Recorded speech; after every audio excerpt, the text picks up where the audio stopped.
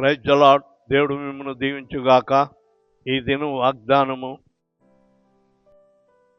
నిన్ను రక్షించుటకును నిన్ను విడిపించుటకు నేను నీకు తోడై ఉన్నాను. ఇర్మియా 15:20. ఆయన నిన్ను రక్షించువాడై ఉన్నాడు.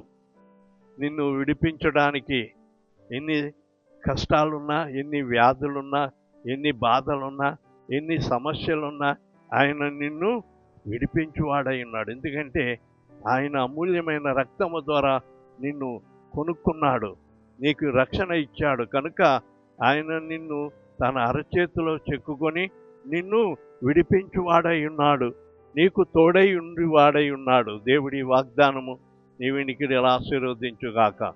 ఆమేన్.